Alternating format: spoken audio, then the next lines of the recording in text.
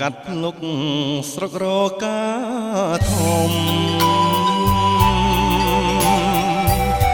បាំងនឹងដងភ្នំជំរុំភ្នំស្រំភ្នំស្រួចហាំងក្ដីហាំងស្រី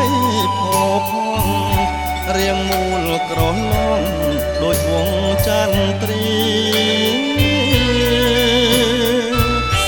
អាសូរខំផងអាណងដួងចិត្ត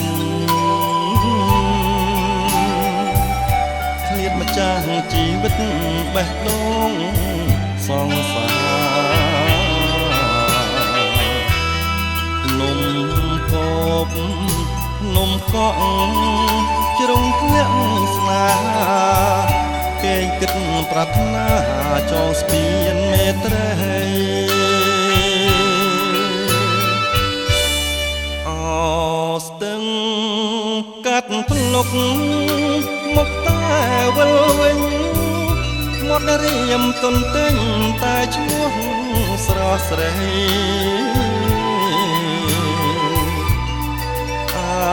នុ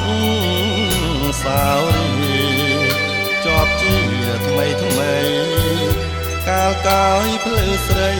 នៅក្នុងខ្ទមស្រាស្រណោះចោលចាប់ថ្ងៃទៀបបាំងភ្នំស្រុករកាធំខ្ញុំសូមផ្ញើស្នេហាចាំបងចង់មិនខំចិត្តទេរៀមមកបំពេឆោមកាត់ភ្លុកវិញ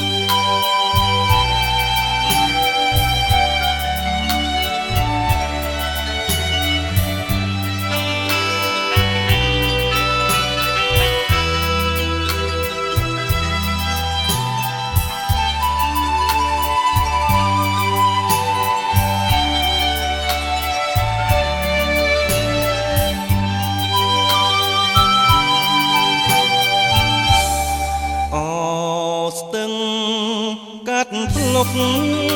មកតែវិលវិញងាត់រៀមទុនទិញតែឈ្មោះស្រស់ស្រីអានុសាវរីជាប់ជាថ្មីថ្មីកាលកាយភ្លឺស្រីនៅក្នុងខ្ទមស្រាស្រណោះចោលចាប់ថ្ងៃទៀបបាំងភ្នំស្រុករកាធំខ្ញុំសូមផ្ញើស្នេហាអូនចាំបងចង់មិនខំចិត្តទេរៀមមកបំពេ